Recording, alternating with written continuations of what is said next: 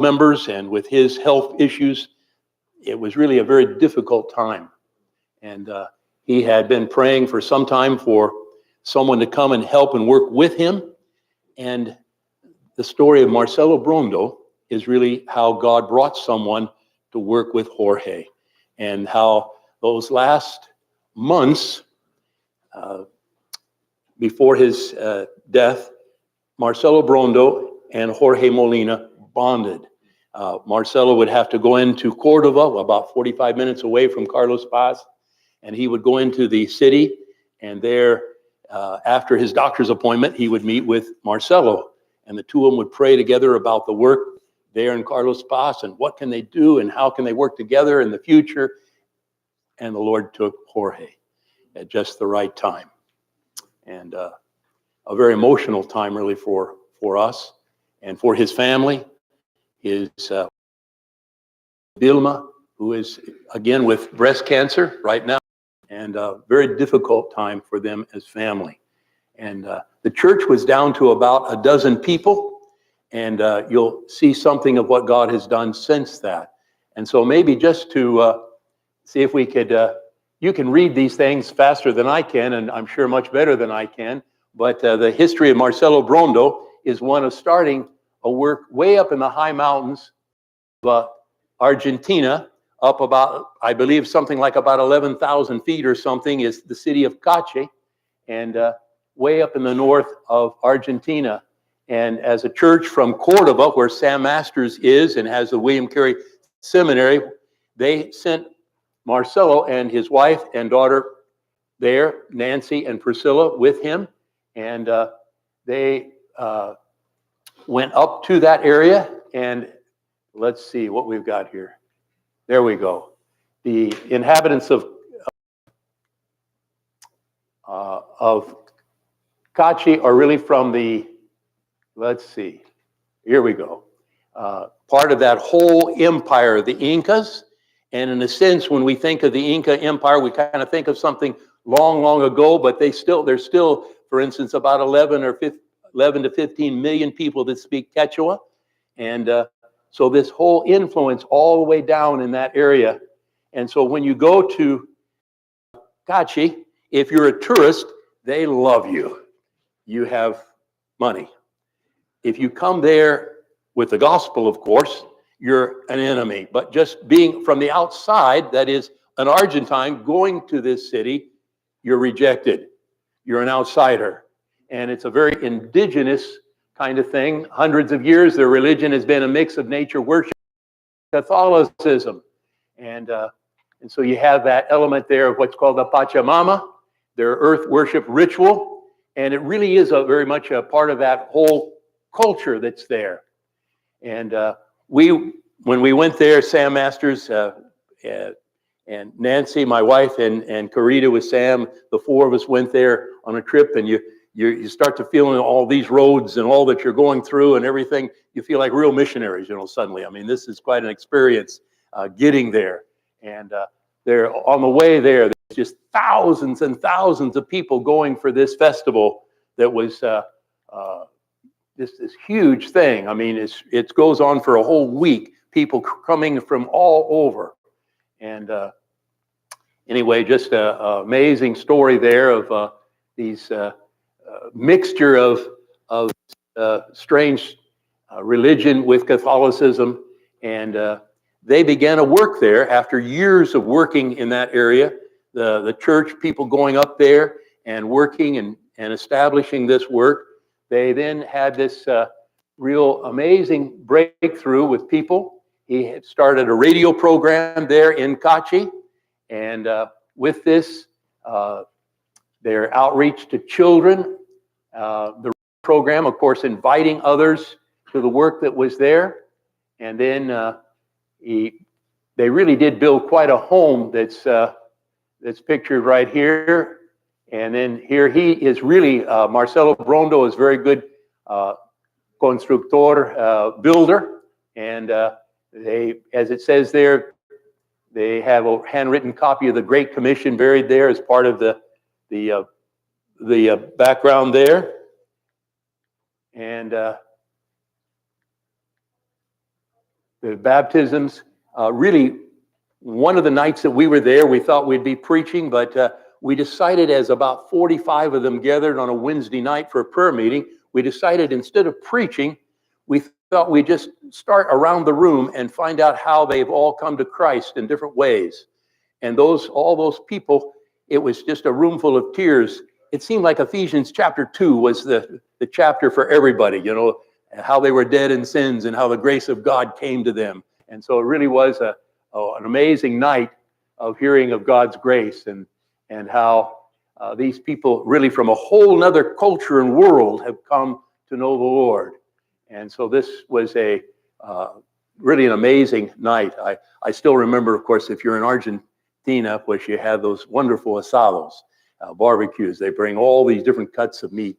What I still remember earlier in that day, he had done an asado, and he had these big, huge bones, and he had this huge dog, and he'd throw these things out there, and this dog would just go crunch, crunch, crunch, grind them down. It was almost like, I don't think I want to come in here in the night. It just would not be wise. But it was kind of part of what was necessary.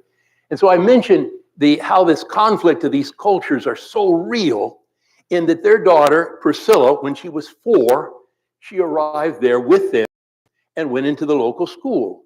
And right from the beginning, there was this real persecution. She excelled every year. She would be the top student all the way through high school. And in that last year of high school, there really was what we have to call attacks, not just threats, but real attacks physically. And she went through a really difficult time, and that was really the reason they had to leave Kachi. It came to the place where they were going to protect their daughter and care for her, not only physically, but psychologically, just to care for her. They had to move from from the work that was there, even though they had all this work with children and different ways that they had there of trying to reach out to the community. This is the church building that they built, and really just an amazing story of their working together with these young couples and all that was part. There's Sam Masters preaching up there. Part of their extension of their church has been that work. And so the Lord also allowed Marcelo to begin a local radio program to teach about the scriptures. The gospel message continues airing to this day. And the good thing is, though they left, the William Carey Seminary had been training. And one of the young men that had lived with Sam and Carita there in Cordoba got married, and they were then those sent to place, a young couple up there in Kachi. And so with this, they then returned, that is Marcelo Brondo, and that was when this bond was formed with Jorge Molina. And so a very important element there. Then just in this time during the pandemic, his being back down into the Cordoba area, there's about 15 congregations in the Cordoba area that are, maybe when we say congregations, they may not have a membership. Some do have membership, some do have elders. They're at different in the process. And what Marcelo did was to go around to all these works and work with them, forming an association of churches together. And so this let's see, when was it? Was it last March or last year? Anyway, a lot of these trips get confused for me. But in a beautiful way, we had 56 pastors that came together, and that was when they kind of finalized forming this group of pastors together. And Marcelo has been the one organizing and working with these churches and seeing this work together. And here's Sam, and they have a small magazine that they sent out among the churches and publish different articles in Spanish, and are working with that. And then this was the pastors there that really was organized by Marcelo Brondo. And there's the beautiful grounds that we were able to meet on, and all the guys. It was just a joy. The background of this work, there might be a few of you remember that in 9/11, 2001, we, as a group of churches, had sent a missionary there. Bob, myself, and Don Donnell had gone there in 1999 to see how we could see a missionary sent to Argentina.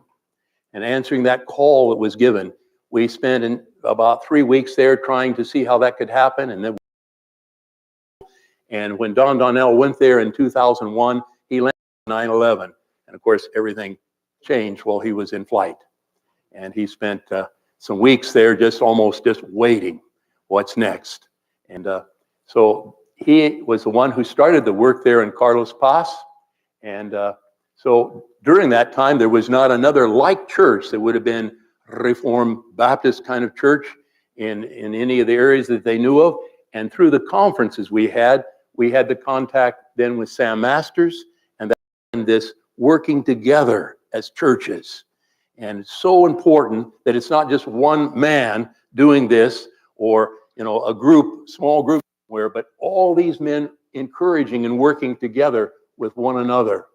And here was this conference. They had, I think, 6 times where we spent about 30 minutes to 45 minutes in prayer. We divided up into 6 groups of 9, right? And we had these times of prayer, just everybody just giving themselves to pray for how the churches would be built up.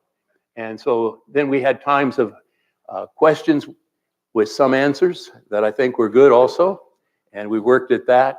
And so here again, that explanation in April 2022, due to the death of a pastor in a nearby congregation, which is Jorge Molina, Marcelo became pastor of the Monte de Luz Church of Grace in the city of Carlos Paz, also in Córdoba province.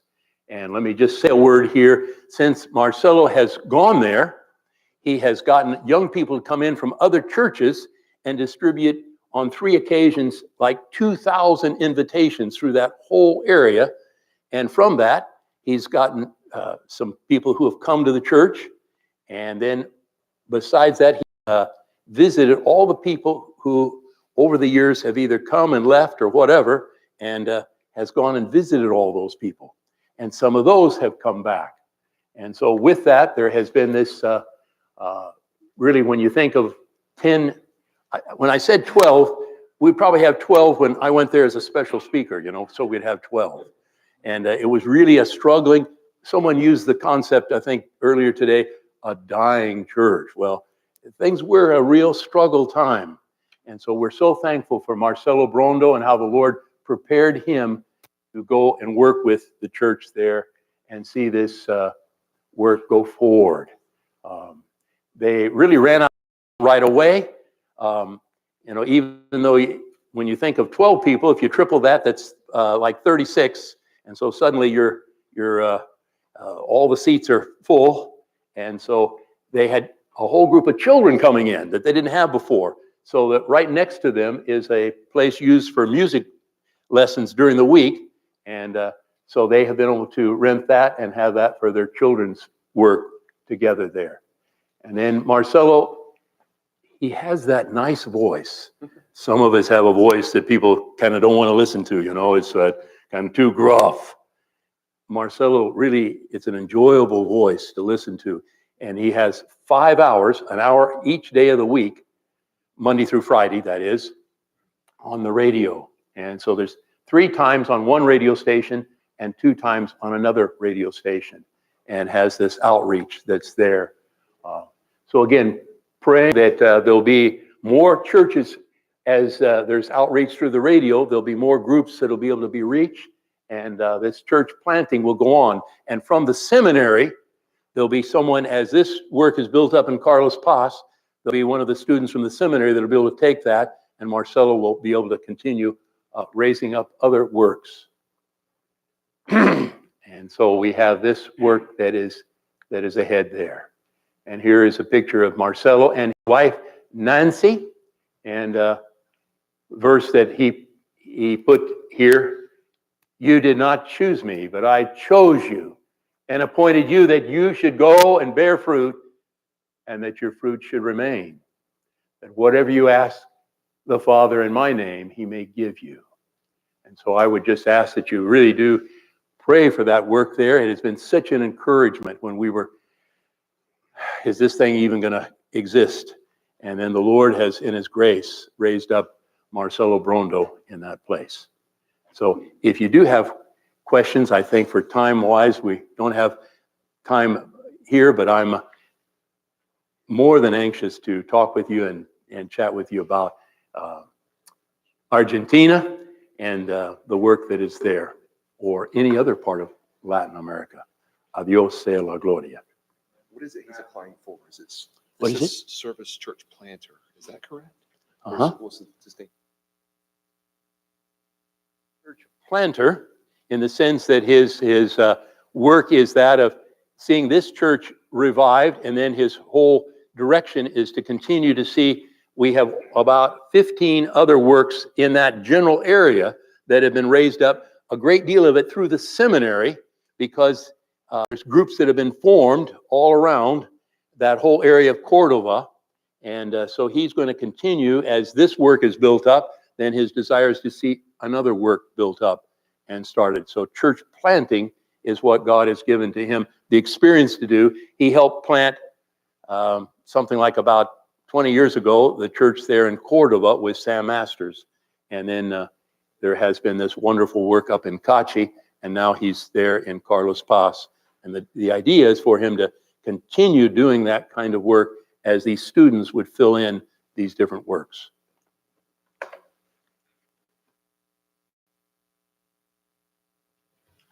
Next up is the chaplain.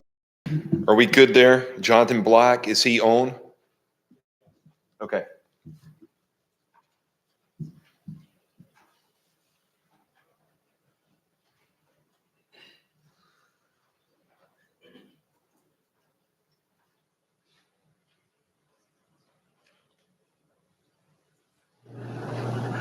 Greetings in the Lord Jesus Christ. My name is Jonathan Black. I'm a chaplain with the United States Air Force, and I wanted to introduce myself as being newly accepted into the Reformed Baptist Network as a military chaplain. I'm so pleased to be able to join with you all. I have so much in common with you. I wanted to introduce myself to you, being that I'm new, and I'm sorry I couldn't be there. There have been a number of family emergencies in my family this summer, and I'm still working through those things, which has prevented me providentially from being with you all. I wanted to just say that I was born and raised in the Washington, D.C. area in Maryland, just south of the capital, born into a Christian home, and professed Christ as my Lord and Savior when I was a child. Later on, when I was 13, I understood more clearly and in more depth the gospel and what it meant to be a sinner and what Christ accomplished. I felt conviction of my sin at that point as well. And I kind of had a renewal of my profession of faith and was thereupon baptized at Faith Baptist Church in White Plains, Maryland. And from there, went on and finished high school. I graduated from a Christian school, Southern Maryland Christian Academy. And from there, went to college. And then through my activities at the church that I went to as a young man, I sensed a call to ministry and received some confirmation of that from the church as well as from some other pastors in the area, and went to transferred my college credits to Washington Bible College, which now has been subsumed into Lancaster Bible College there in Lancaster, Pennsylvania. But it used to be in the Washington area as Washington Bible College. So graduated there and had a very brief pastorate. And from there, I was working also, when I was graduating, I was also working for the federal government in Washington. And after that pastorate, moved to, transferred to the Boston field office, where I worked there for a while. And while I was there in New England, I joined a Southern Baptist church and the call was still on me, even though I had a good job, as the world would see it. And so I decided to take a step of faith, and I'm enrolled at Southeastern Baptist Theological Seminary in Wake Forest, North Carolina, and moved there in 1995. This is a time when the Southern Baptist Convention had its 1980s and early 90s conservative resurgence, and so the seminary was solid at that time under the leadership of Paige Patterson, and I enjoyed my studies there but could not finish. So I transferred back to New England and began teaching at a classical Christian school, Aquidneck Island Christian Academy there in Newport, Rhode Island, and enjoyed life there on the island for many years, taught for 7 years there. And at the same time, I also became the pastor of Green Meadow Baptist Church as a bivocational pastor. And while there, as my faith deepened into a reformed understanding of things in Scripture, I was able to see the church move itself toward being reformed. We became Green Meadow Reformed Baptist Church. And after some years there, we combined churches with another church. New England is a difficult place for ministry, very secular, so we combined with another church, and it's called Grace Bible Church of Cranston, Rhode Island, and Dan Crichton is the pastor there now. And so we worked together. At that time in my life, I also, though involved as an elder, kind of as associate pastor, I moved over into the hospice chaplaincy, which I did for almost 10 years, and then also into the military chaplaincy. I was in the Army National Guard for the state of Rhode Island. And so spent a number of years ministering both in the church as well as in uniform, as well as in hospice, and that was very fruitful. What I'm going to do at this point is we'll make this part A because of the size of the videos that I'm trying to send. So I'll make this part A, and I'll pick up and do a part B. So I'll be right back with you. Thanks. Okay, this is part B. Let me pick up where I left off. So while I was in New England, working at the Christian school, and then as well at the pastoring at Grace Bible Church, and in the military chaplaincy in the Rhode Island Army National Guard, I wanted to complete seminary where I had left off in North Carolina. So Southern Seminary out of Louisville, Kentucky, had an extension school in Massachusetts. So I finished my MDiv by attending the Northeastern campus there, as well as trips to Louisville in the summer, and they call them J-terms. So I was able to complete the degree.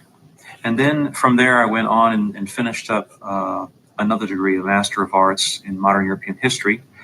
I love history very much, and I enjoy teaching. So that has come in use in the years since then to teach at college and American history and European history. So that's been helpful kind of as a second skill set. And so in 2017, I wanted to try the active duty, the full-time military. So I was accepted in. And so our first assignment was at Little Rock Air Force Base in Arkansas. It was a good time of learning and getting into what it meant to be in the active duty and learning a lot of things and doing ministry of all kinds and running the chapel, Protestant chapel service, preaching and a lot of counseling and so forth. And then after almost 3 years there, I went on a remote assignment to Turkey. Due to security reasons, my families cannot accompany the service member. So I was there for 13 months, and that was a very fruitful time of preaching, a lot of counseling, some activities. Even did a 7 churches tour. We toured all 7 churches that are mentioned in Revelation. First 3 chapters are all in Eastern Turkey. So we did a 4-day tour of those. We also, I also did a lot of discipleship, and praise God, 3 of the young men that I was working most closely with have all since come back to the States. All are either in Bible college or seminary and pursuing ministry in the ways that God has led them. So I praise God for that fruitfulness. Saw some professions of faith and also baptized a young man while I was there. And from there, we moved on to where we're currently stationed, which is in Germany, in Wiesbaden.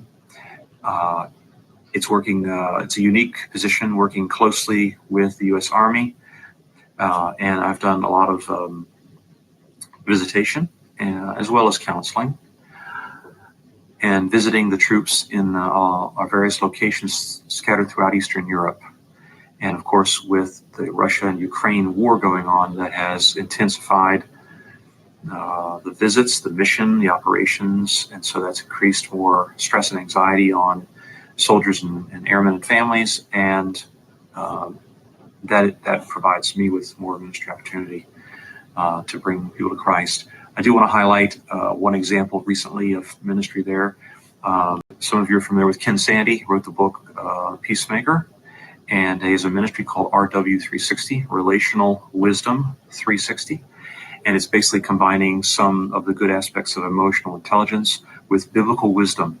So it's taking the wisdom and the principles of Scripture about how people should relate to one another and how even to understand yourself, and presenting it in a Christian framework, Christian worldview, and it teaches people how to be wise in their relationships. And we took about 50 airmen and families to Bavaria, the Bavarian Alps, to a military resort, and spent a long weekend there teaching, and we received good feedback on that. And the couples want more of what they got. And so we were able to present a Christian worldview, and it was a beautiful experience. Well, at this point, I'm hoping to join live even in spite of this video. I'd like to join live, and I'll be happy to answer your questions. Please keep us in prayer, myself and my wife, Ala Edie, and our 2 boys, Nathan and Ian, 13 and 10 years old each, and safety and ministry and good health. And we will look forward to meeting you all more in the future. Okay, God bless you.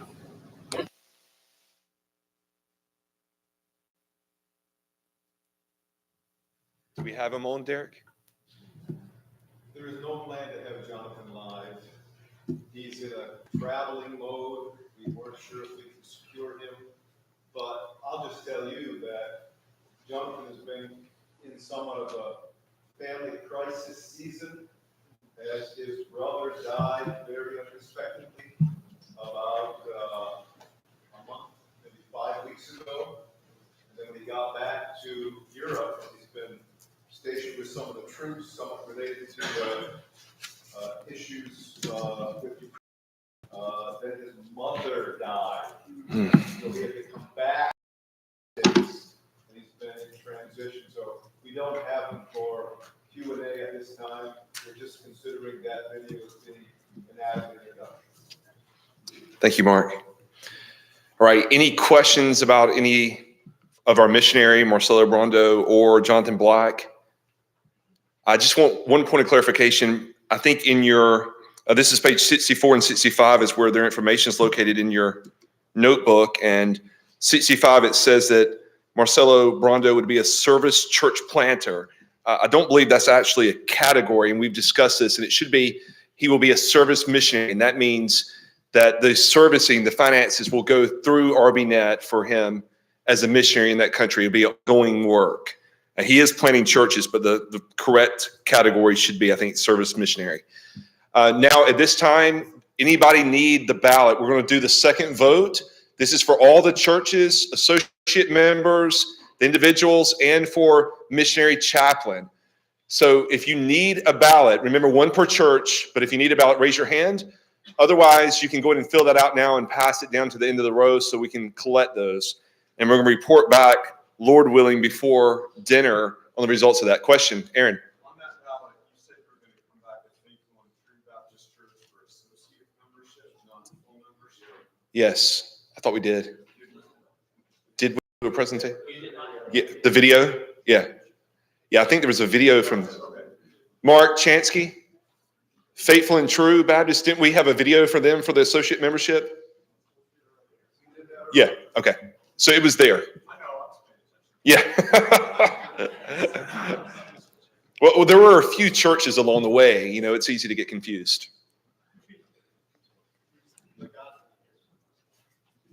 What's that? Chad, Jim would like to make a point of clarification here on Celebration. Okay. Yes, Jim. Just to make it known, I think it is an oversight. Coconut Creek is not the sponsoring church. I wrote that down, actually. Cornerstone is the sponsoring church, and Iglesia Crecer is where he's a member. Is actually there with Centro Crecer, which is the church where Sam Masters is in Córdoba, Argentina. Do you notice how Jim and I pronounce the name of the church identically? It's the Reformed Baptist Church in Córdoba, Argentina. Yes. Where Sam Masters is one of the. Thank you, Jim. The sponsoring church for Jonathan Black is Baptist Church Coconut Creek. And that is correct on there. It says his church membership is there. Is that correct? Okay.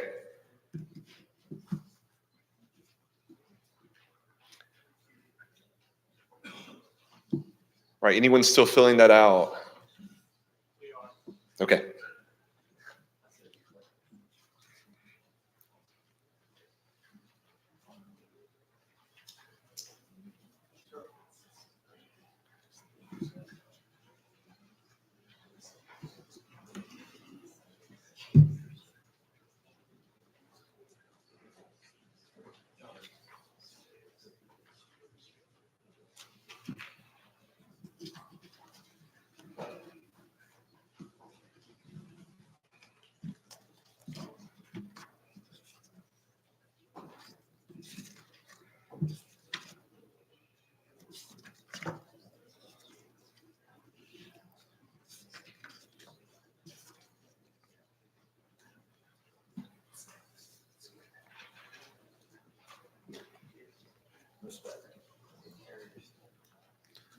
All right, hopefully those are making their way to be turned in. We have almost an hour before dinner. My hope is that we can finish all the business today. So let's try to press on. Next, the Missions Committee, they have a request and a recommendation. You can find that on page 76 and 77 in your notebook, but Matt Foreman's going to present that. We are going to hold the vote on that, and I hope that will be clear later why. The Personnel and Finance Committee has some things to present, and we're going to hold that vote and take that later just before we take a vote on the budget.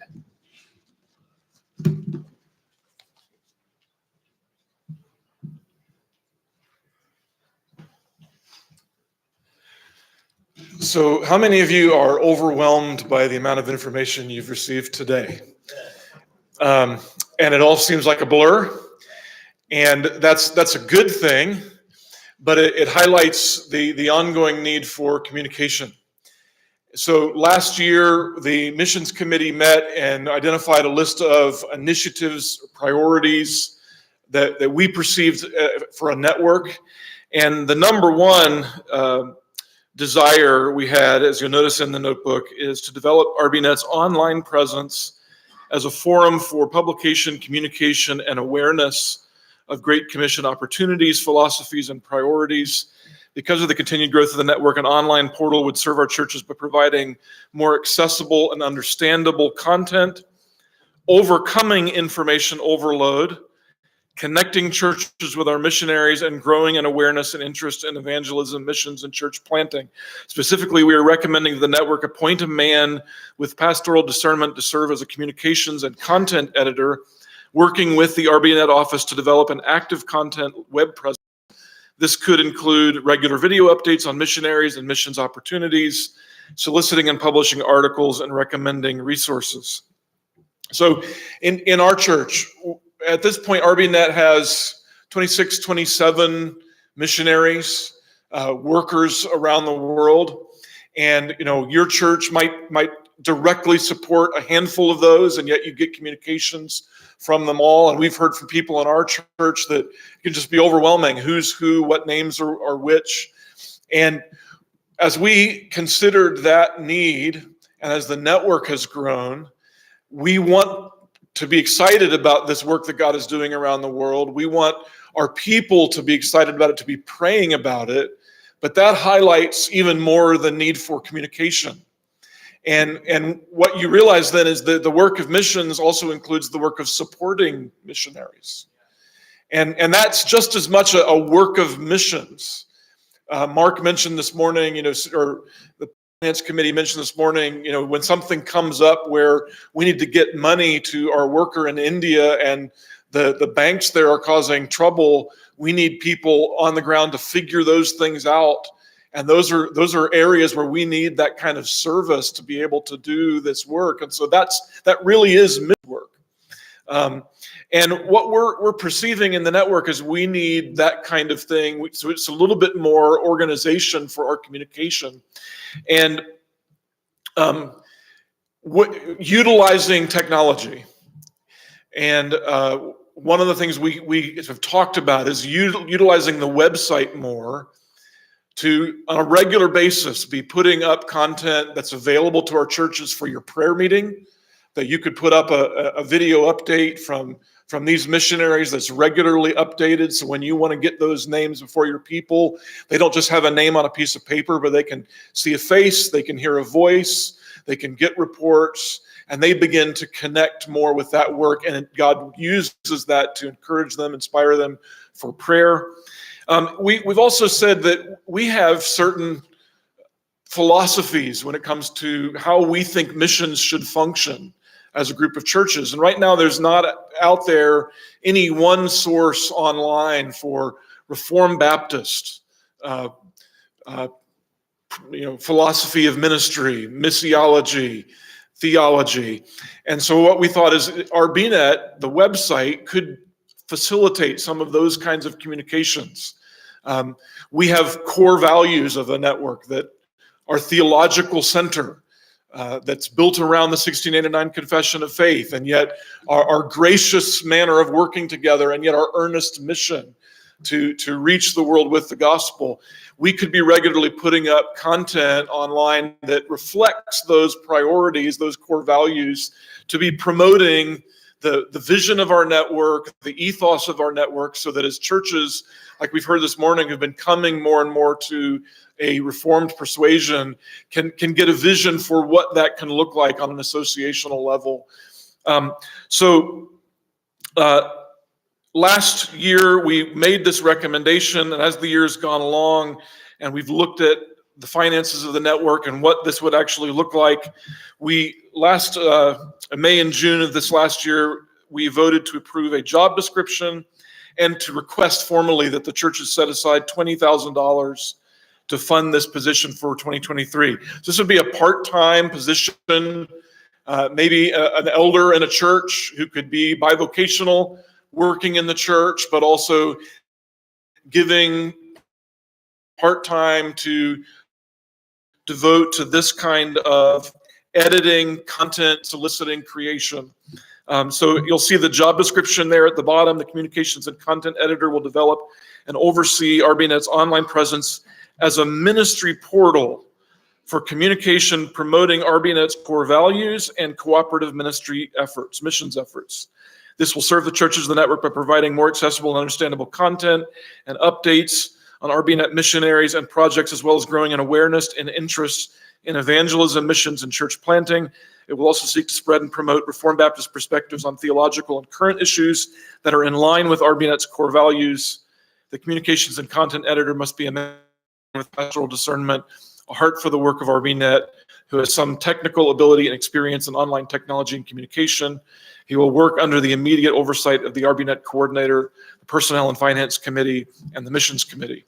Now, this will be part of the budget presentation that will be coming up shortly. If the network approves this designation of funds, then the Missions Committee would work with the Personnel and Finance Committee to find the right man for this position. Any questions? Yes, Aaron. I'm just curious what the plan might look like for finding that person. Do you have a plan? Don't know yet. Do you have somebody in mind? Probably can't say if you do. Yeah. The thought would be that we would kind of put it out to the churches. Please give us a list of names. We've had a list of ideas in our head, but we want to hear from the churches some recommendations.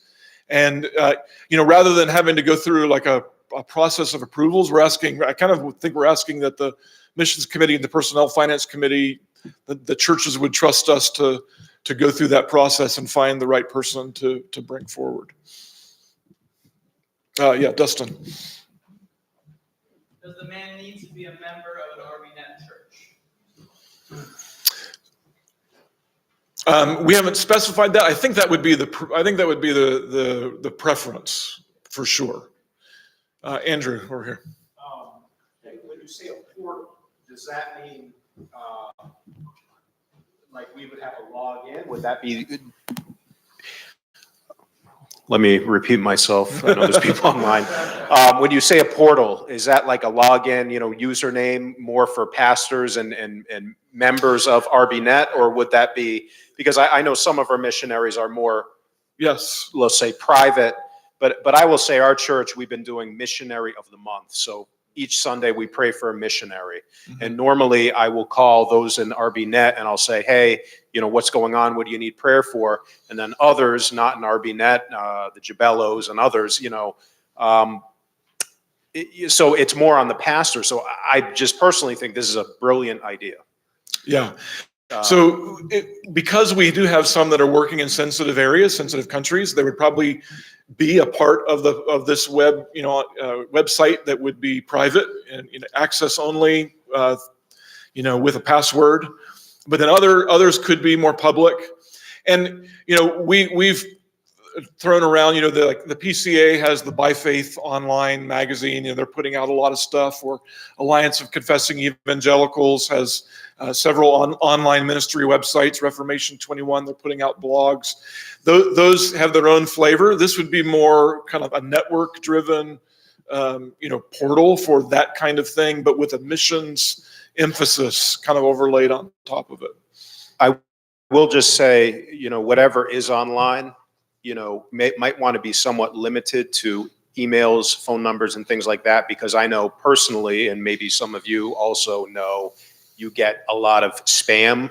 I've had people from other parts of the country email me once I was ordained, and I know it's spam. I know they're trying to get money and all that. So you need, and that's part of it, is you need someone who can like devote time to developing our policies for how to do this well, how to avoid some of those kind of dangers. Maybe one more here. Any other questions?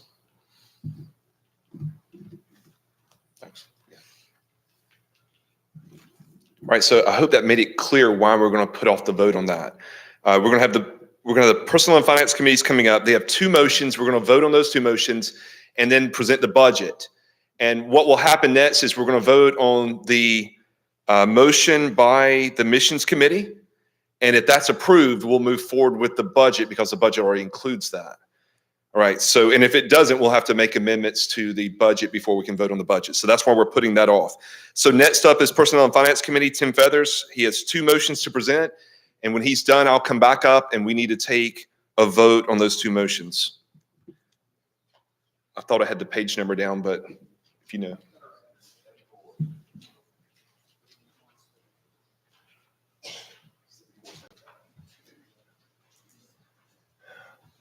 Personnel and Finance Committee members that are here, we're going to have a quick meet and greet at 10:15 on the break tomorrow to introduce new members, get us ready to start off what looks like might be another busy year. So with that said, we're on page 74 and 75. Two motions here. The first is, you may remember that last year, we left, as a committee, left here with a charge to come up with a policy amendment to deal with undesignated funds, which we did. And then under that policy, in March, we took our first action to disperse undesignated undesignated funds, which required a vote of the churches. And so we did that all electronically. When you do an electronic vote, it requires a quorum of 60% of the churches voting, and we had 52% of the churches vote.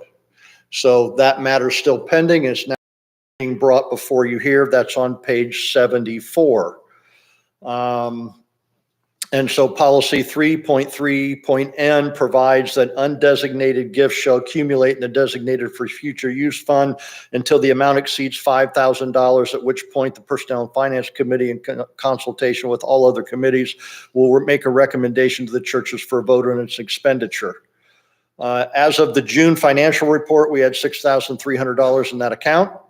That was presented to the consulting committee, where all the committee chairs are present. At that time, the missions committee recommended that $2,450 go to Pastor SB in India, sponsored by Grace Bible Church San Diego. He is currently $350 a month short in his support. This will fully fund him through the end of the year. The balance of $3,850 is to go to Ben Killian in Zambia, sponsored by Bible Fellowship Church of Greentown, Pennsylvania. He is $1,500 a month short, and this will provide additional funding for at least. So that is the motion that the P&F before the churches is asking them to approve that disbursement of funds. The second, do we vote on that first or just want to move on to the second? Go on to the second. Okay, the second is a motion to amend a policy. You can see the issue there at the top of the page on page 75 under issue. It regards FDIC insurance as limited to $250,000 per bank account. Also, the banking industry is so large that FDIC insurance will only fund a failure of the 3 largest banks in the U.S. All other accounts would be left without coverage. Ordinarily, this wouldn't be a great risk, but with the way things are going, we think it best that we maintain 2 or more bank accounts, keeping no more than $250,000 in each bank. It's just wise banking. We have the ability as a committee now to do that. What we're asking you to do is enact a policy amendment to codify that practice in the policy so future committees will be aware of it. So what we're asking is in policy 3.3.a, we're going to amend the last sentence and add another sentence, but I'll read the whole paragraph. I'm guessing nobody has it in front of them. So it reads, bank or brokerage accounts and credit cards belonging to, under the care of, or in the name of RBNet will only be solution of the RBNet Personnel and Finance Committee. All such approvals shall be minuted in the official corporate meeting records. Further, funds under the care of RBNet will only be deposited in such accounts. That's how the paragraph currently reads. We want to strike the last word accounts and specify deposited in such FDIC insured accounts, and then add this sentence. RBNet will maintain 2 or more accounts with no more than $250,000 in any one account. So it gives us the flexibility to expand those accounts to however many we would need to maintain that FDIC insurance coverage. So those are the 2 motions. Okay. So we're going to go one at a time in terms of the voting. So first is disbursement of undesignated funds. Before we take a vote on that, is there any question, debate, or amendment needed? Good. All right, can someone move to take a vote on this? All right, Stephen Graham and Jarvis seconds that. We're going to take a vote out loud. So all in favor say aye. Aye. Any opposed? Okay, that passes. Next is the motion to, can I say, this is a reminder that it's important that we actually participate throughout the year. We may be presenting churches. We have 13 or so that are interested that may be presented in the course of the year. Please make sure you return the vote so we can do business in the course of the year and not have to have it wait especially you think about churches coming in or business that needs to move forward. Okay, next is the motion to amend the bank brokerage account details. Any questions, discussion, or amendment to that? Yes. Wait for your mic. Did you take into consideration ESG scores? I'm just wondering, in the political climate in which we live, if we should try to avoid banks. That is becoming a major issue in the larger banks. And if we're putting our funds in a bank that is governed by ESG scores, then there's a good chance somewhere down the road that may impact us in a very negative way. And I would have to turn to Pete and Stephen to answer that question because they did all the background work on banks and stuff. Right, based on my recollection of the discussions, we were looking at the three largest banks because of the way FDIC insurance works. They are the ones that will get coverage first, and they're going to basically exhaust the fund. So is that correct, Pete? Microphone for Pete. Thanks, guys.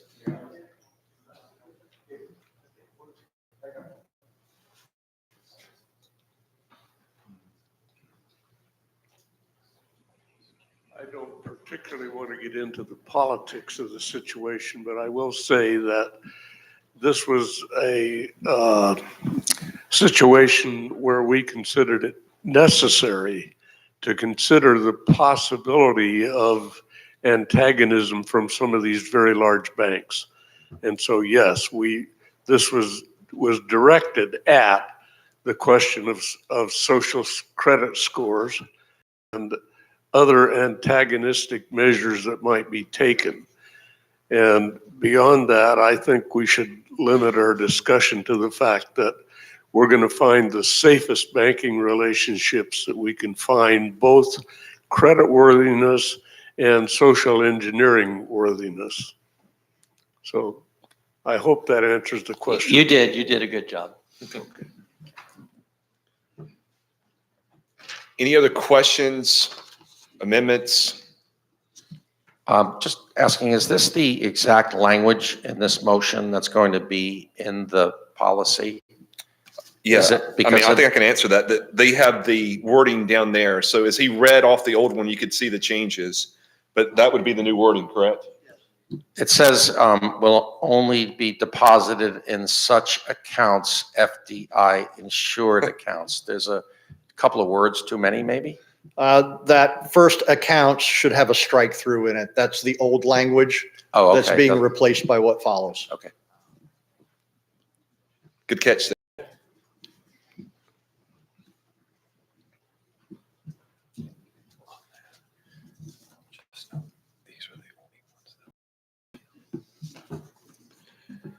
All right, now I want clarification. Maybe Steve Graham can help me, or Mark Chansky.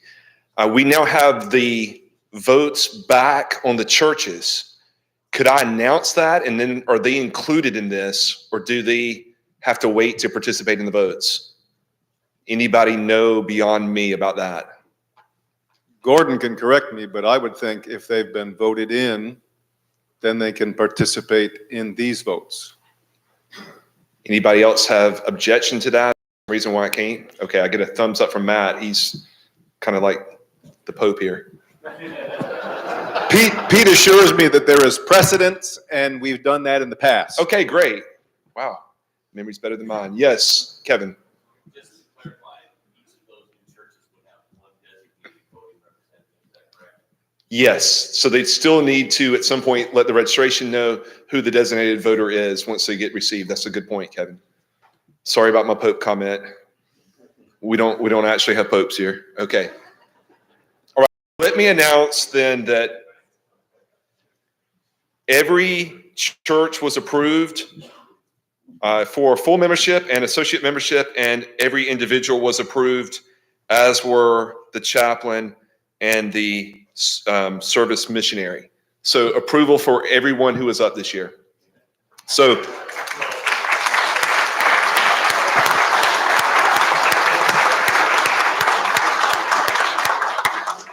and much appreciation to Don Reimer, our paper guy who handled the votes, the tallying and all that.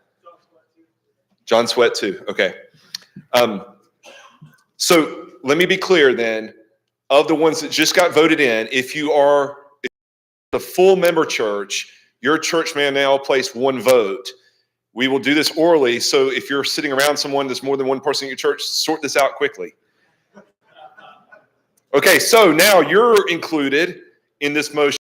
Other discussion, amendment, or does someone want to call for a vote? Yes, Paul Thomas calls for a vote, and I have a second from Troy Lamberth. Lamberth or Birth? Birth. Okay, so we got those two down. All right, all in favor of approval of this, say aye. Aye. Any opposed? Okay, great. Next then is Tim Feathers presenting the budget.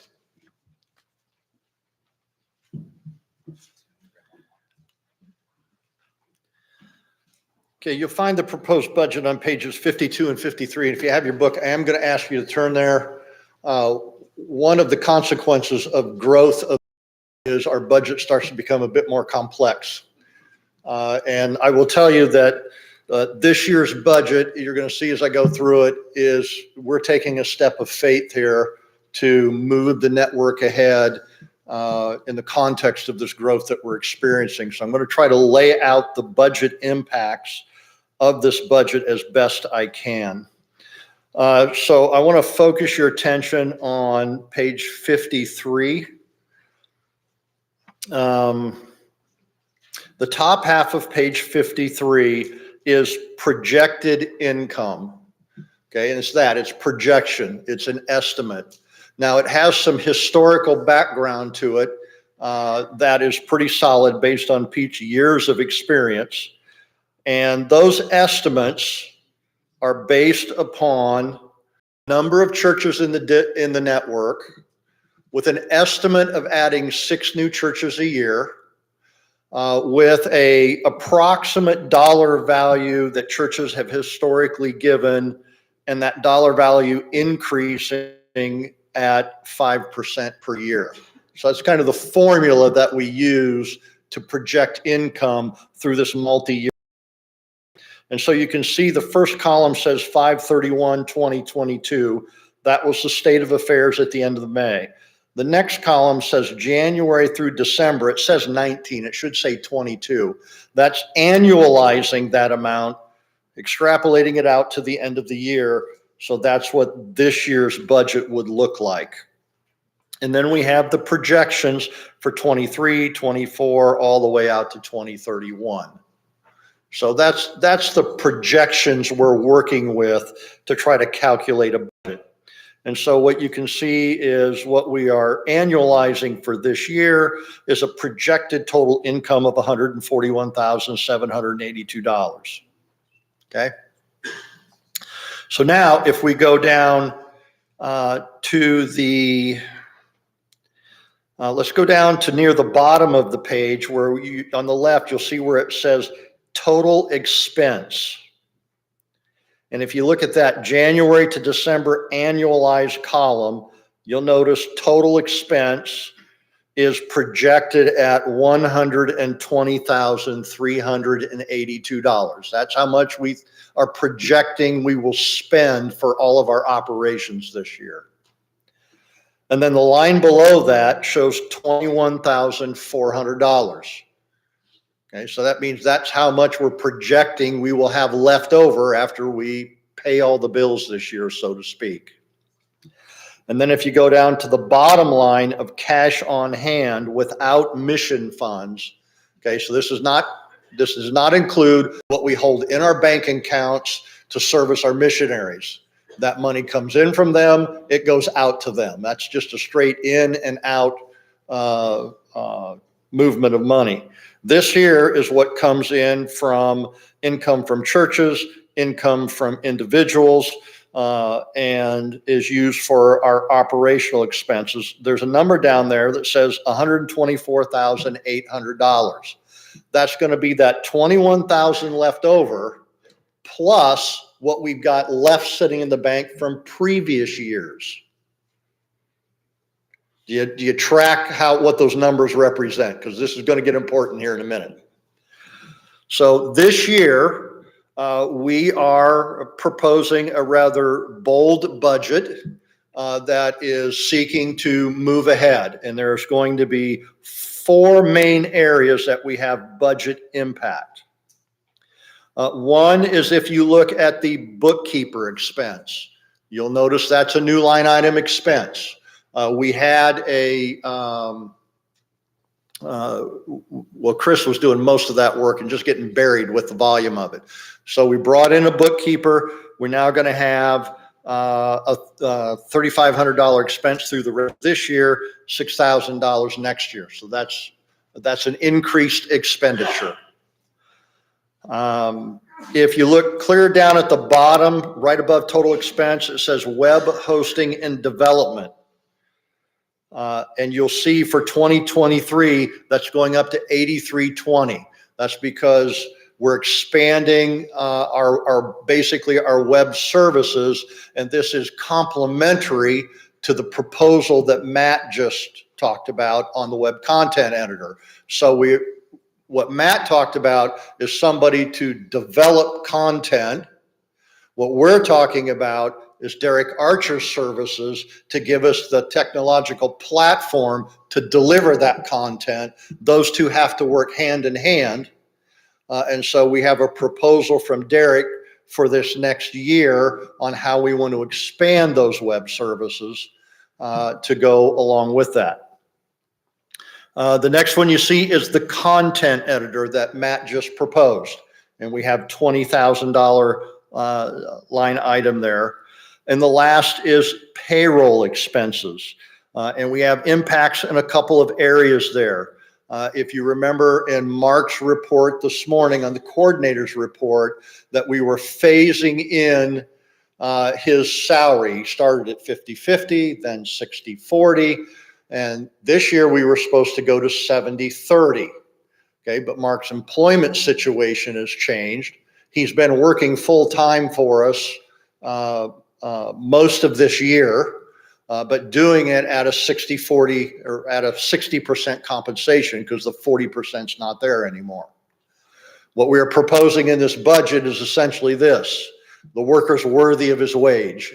He's working full-time for us. We need to pick up his full compensation package. So this budget includes full compensation for our coordinator at the agreed upon rates.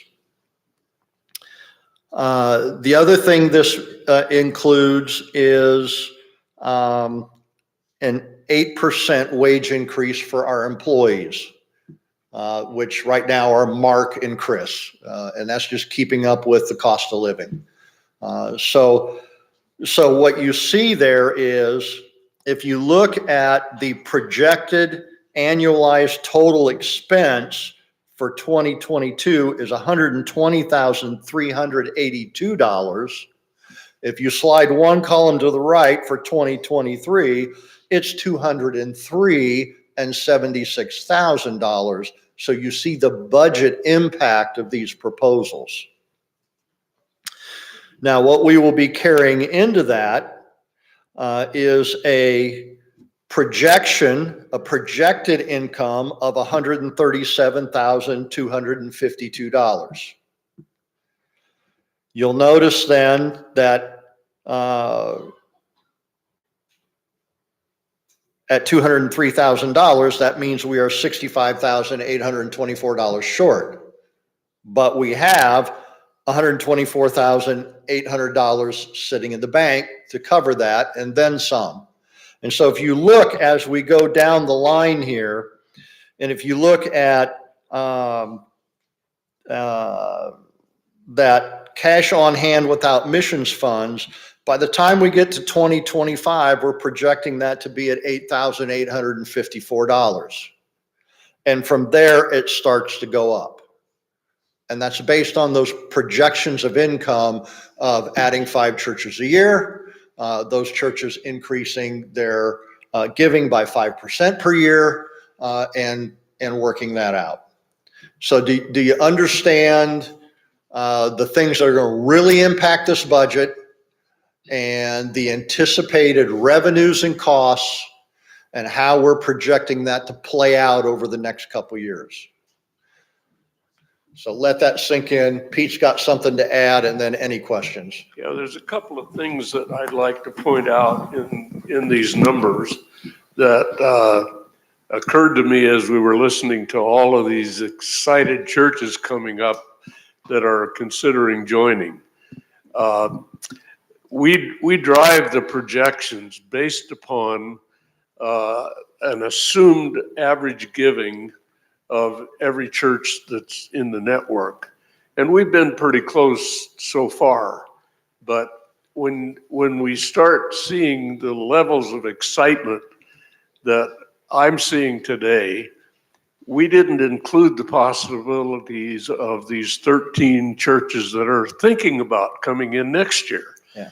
And so the way I would frame this is that this is a very pessimistic look at what's coming down the road.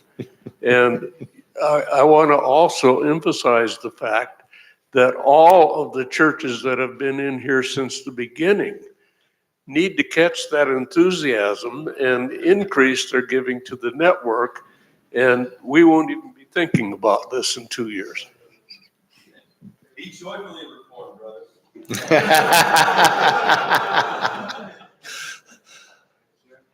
Okay, question, Troy? It's a blessing to see this, especially with, for the coordinator and some other roles developing. But looking at almost a decade of projections here, just a concern or a thought for Mark particularly, there's no cost of adjustment for living. As we know, inflation is going up and so forth. Is that something that would just come as needed, or will we put something in place since we will now have a full-time employee? A lot of places will have a 4 or 5% already built in to kind of move along. Anyways, just thought I'd ask.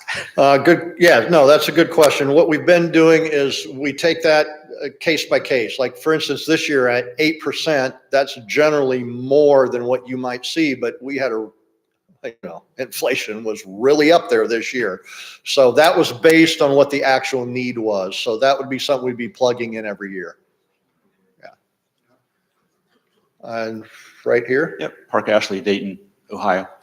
You had a big jump in the GA expenses. What was driving that? Okay, GA expenses. That is a good question. We have projected 2023, $12,000. What was that, Pete? We've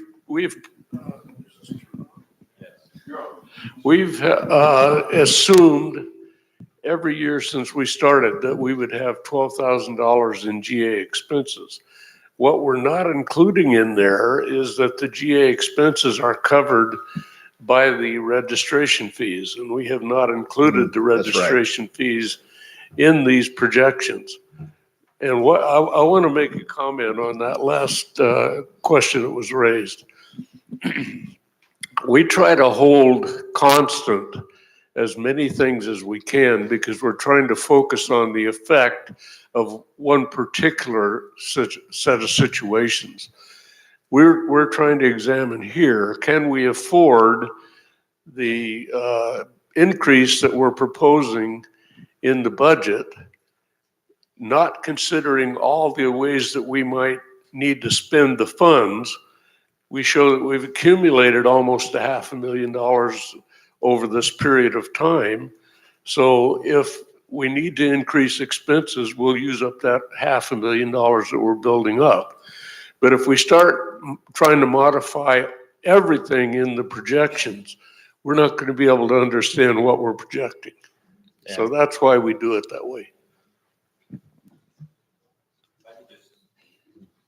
I could just follow up with Park's question. I don't understand either. It's GA expenses, 12,000 for 2023, but then 2,500 for every year after that moving forward. Just help us understand. I don't understand that. That's kind of a recognition that we basically don't spend the money out of the budget on the GA in the first place. And so we're just bringing that down, saying we're going to put a little bit in there in case we need to fund a particular thing that we want to do in the future at a GA that's not covered by the GA committee proposals. Yeah, essentially GA expenses are covered by registration, but if for some reason registration wouldn't cover it, it's got to come out of the budget. So. Yeah, I just had two things. One is I'd like to I'm Mark Romoli from New York, Tennessee. One is I'd like to propose that Pete live for at least another 75 to 100 years because of the value that he's always had with these kinds of business meetings. The other thing I was going to ask you, it said that Brother Mark Chansky has sometime earlier this year or for this whole year has worked 100% at some point. Should we not retro something more to him to account for that if he's done that work?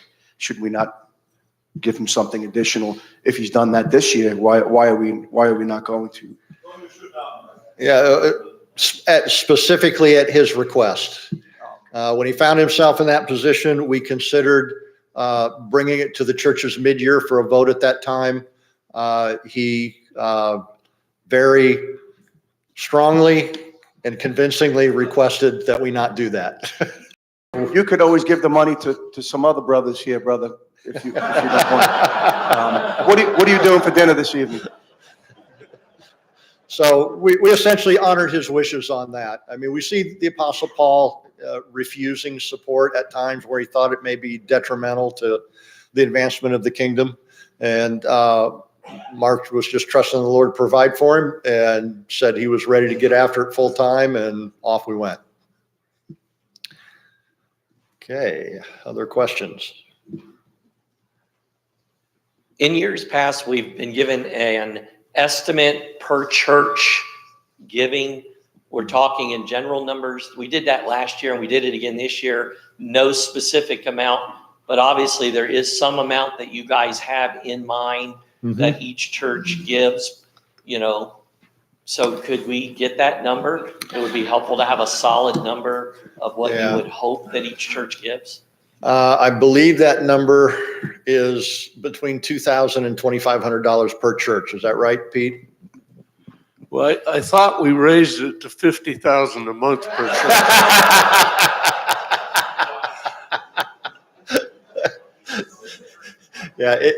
Yeah, right.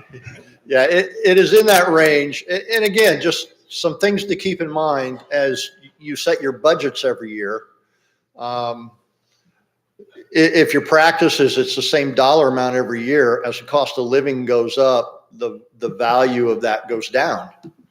So as as you're considering that amount, not only consider, obviously always in the context of what your church is able to give, that's a given, but consider that as cost of living goes up, that $2,000 you gave last year now might only be worth $1,700 because of the cost of living and as far as buying power goes and the support it will provide. So, the biblical principle of giving is voluntarily, freely, without compulsion. And so that's the standard we hold before the churches and ask them to consider that and consider the needs of our operational needs as part of that context. But Tim, keep in mind, there is no compulsory minimum that a church must give. We realize there'll be years of fatness and give abundantly.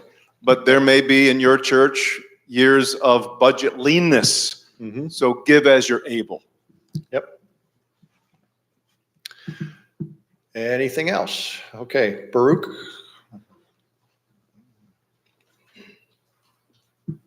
You spoke about the possibility of having to go outside of churches to what would be a more expensive venue.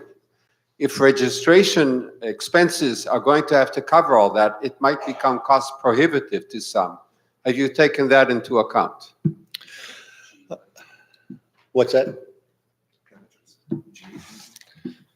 Well, I'm not on the GA planning committee anymore as of a few hours ago, but we have discussed that extensively.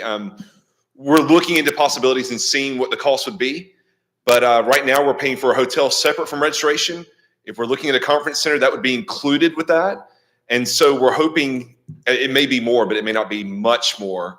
But still, most of that cost is going to go to the individual. It may be cost prohibitive. We've had the fund all along, and part of the $12,000 could be used to help people, but we've had a fund where we've helped pastors in smaller churches that they need help making it to the GA. Just to add to that, I've planned conferences before, and if you have enough people register, they often give you the meeting rooms for free. So it actually could reduce, you can find that there are ways that you can do that quite cost effectively.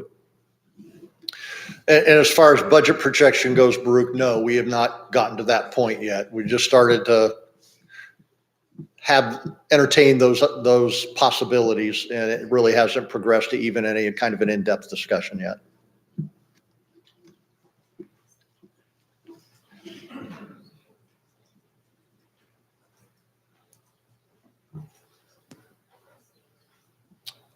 I understand the increase of salary for the coordinator. I'm just wondering, for Chris, she seems to do an awful lot of work.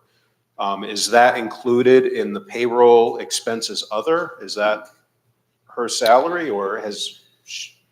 Yeah,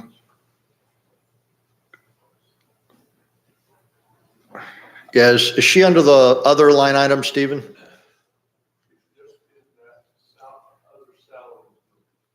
Okay. Yeah, payroll expenses other, that's Chris. Let me see that. Total, yes, that would be about right. Yeah, so that's payroll expenses other would be her. I'm just thinking that should be more, but maybe I haven't been in those discussions, obviously. But. Okay, Chris is not a full-time employee. Okay. So she's half-time, isn't it, Chris? Yeah, half-time. In fact, that's why we ended up contracting with a bookkeeper, because with the bookkeeping, it was starting to go way above half-time. And so with that move, we pulled it back down into what essentially our agreement was with her. And so, yes, that would be her salary. Hers was subject to an 8% increase as well as the coordinators.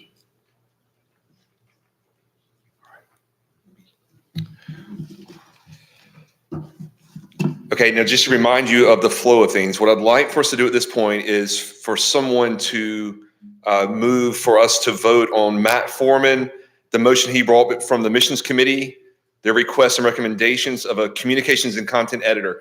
We need to settle that first before we vote on the budget, since the budget's already shown, Lord willing, that we can afford that. But we want to make sure we're going to do that first. And if we decide against it, then we'll need to amend the budget, and that would lead more discussion for Tim before we can vote on the budget. So first thing first, can I get a movement for us to vote on that? And yes, Sam Barber and Chris Powell seconds. All in favor of, again, this is the mission committee motion to add a communications and content editor. All in favor say aye. Aye. All opposed? Okay, so we're good moving forward with that. Is there any more discussion about the budget before someone calls for a vote on it?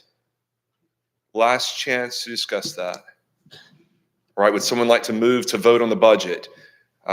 Jamie Howell and Matt Foreman seconds. All in favor of approving the budget as it stands, say aye. Aye. All opposed? All right, so that passes. And you're good. Thank you, Tim, and for the Personnel and Finance Committee.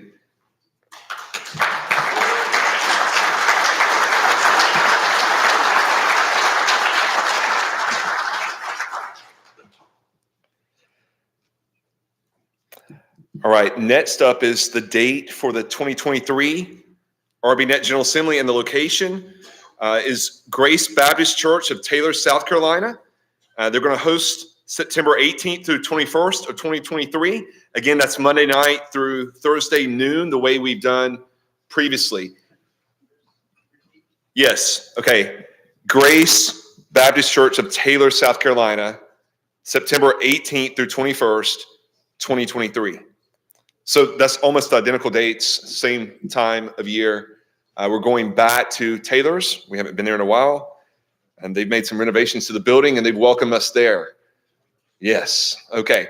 So Again, this is something that we vote to receive from the GA Planning Committee. Any discussion on this, or I don't think there'd be a room for amendment on this, but. One detail, Chad, is that Paul Washer has expressed the willingness to come next year in Taylor's if Providence opens the door. Okay. All right, so can I have someone move to approve this? All right, Jarvis Singleton, and someone second. I see Doug Van Dorn in the back. All right, all in favor of approval, say aye. Aye. All opposed? All right. Chad, Yes, Aaron. say something about that real quick. Absolutely. The microphone's coming your way. For you folks on the West Coast, thank you for making the trek out here. We really tried to get a West Coast location for next year, or an out West location, and it just did not come together. Yeah. We're starting to get limited on the number of churches that are large enough to be able to host.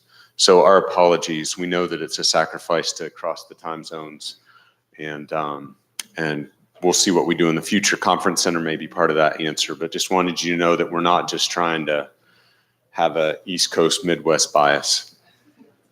And I know it may be a little further to travel, and they kicked me off the GA Planning Committee, but I ran out of my time. But Salvador Gomez, I mean, we really need to be considerate of him down in the Dominican Republic. Just saying. He has a large church. I think they could host it, so you guys can talk to Salvador about that and see if we can pull that off. That would be a little further to travel for the West Coast people, but we might be able to manage that. Okay, now, seriously again. Okay. Last thing, I believe, is Derek Archer's presentation by Mark Chansky. You're supposed to introduce him.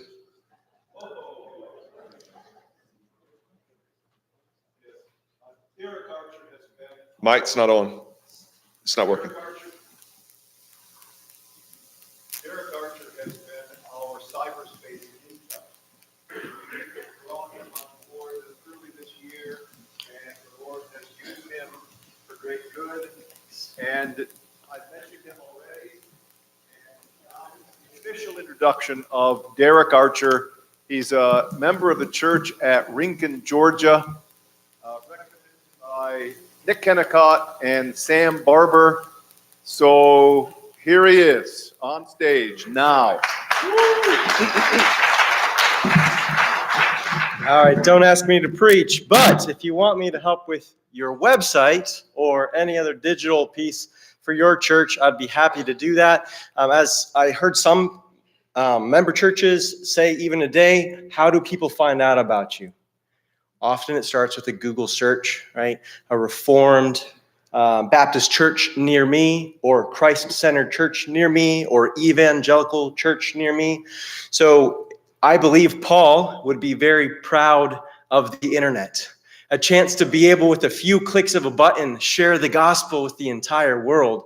And the reality is we are blessed with this technology to leverage it for the gospel, but it can feel a bit intimidating. So I've been blessed to be able to work with my church, Redeemer Baptist in Rincon, and now with RBNet to help with the website and with the GA conferencing.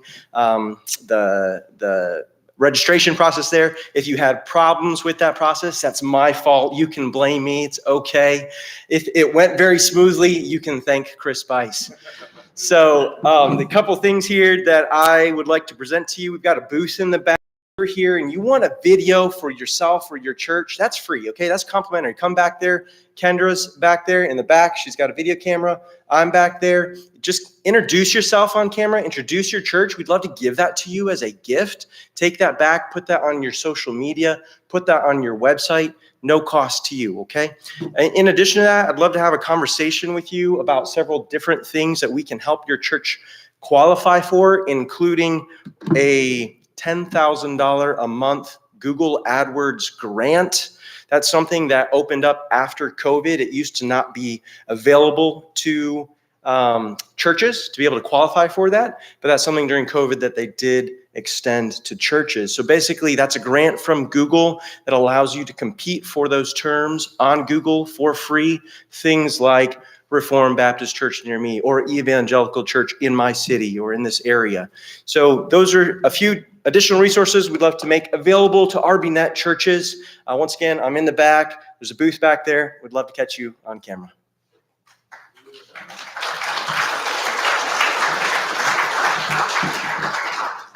Thank you, Derek. It's a blessing to have you here.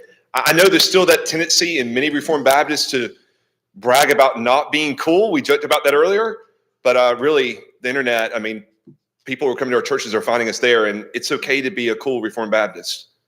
Just my tidbit. All right. Maybe I'm speaking as a younger generation, but let me ask, is there any other business that needs to be covered during our business meeting? And the answer is no. No, any other? Wonderful. Can I have someone move to adjourn our business meeting? Dustin Battles, seconded by Chris Powell. All in favor? Aye. Any opposed to this? I didn't think so. Okay, so we finished that up, and let me have, how about, can I have a volunteer, someone who can pray for our food, and we'll dismiss? Oh, okay, announcement from GFC. Okay, a couple of housekeeping items for dinner. Tonight, for the evening service, it's going to be very, very crowded. Everybody who planned on being here is here with the exception of 9 people, I think. So this auditorium is going to be packed. Most of us are Americans. We like that space. Tonight, I ask you to please be respectful of the ushers as they ask you to scoot together. We need everybody who's a badge holder to come in, sit here in the front rows. We're reserving, you've got reserved seats. Please do not sit in the last 2 rows. We're saving those for unregistered guests, people walking off the street. So please just be respectful, move forward, scoot to the center, and leave places for your cohorts to sit on the outside. Secondly, Brandon Willard, are you here? Okay, Brandon Willard's badge is, has anybody seen Brandon? His badge is missing and he's not checked in. It's a housekeeping thing. Also, Paula Brett, your Bible's in the back. Okay, that's all I've got for that. Directions. So far, we've had 2 meals and we've laid them out differently. You guys mastered them wonderfully. Kudos to you. Tonight, we're trying for method number 3. So we're putting you to the test, but that's okay. Nobody's going to starve. It was a late lunch. It's not a real late dinner, so nobody should be starving. So we got time to work this out. As you go down the hallway, there is 1 table lined up right in the middle of that big space down there. Go down the hall and start at the head of the table. There's a big bowl of chips. It's Taco Tuesday. There's a big bowl of chips with a pile of plates there. Grab a plate. If you want chips, grab chips. Tortillas, rice, beans, meat, etc. So you'll work your way to the east, and then as you finish at the end, everybody turns left and then goes into the fellowship hall. Or if you're going to eat outside, it's a lovely evening, eat outside. Remind anybody who's in line, stay at the wall so those folks with full plates of tacos can make it past you. That's all I've got. All right, thank you. So last 2 rows tonight need to come right where Chris Powell is, if you want to note those last 2 rows. Okay, just wanted to point that out, Chris. Thank you. We got a volunteer in DM who's going to pray for our food tonight. I just volunteered you if you'll pray for our food. Thank you. Mike. Our Father, we do thank you and bless you for your help and your presence and the many encouragements you've been giving us in our business meeting today. We thank you we were able to complete it in a timely way. We thank you for the food we're about ready to partake of and for the fellowship we are enjoying. We pray that we'd continue to know your presence and your help and your blessing in the rest of our time together. In Christ's name, amen. Amen. You're dismissed.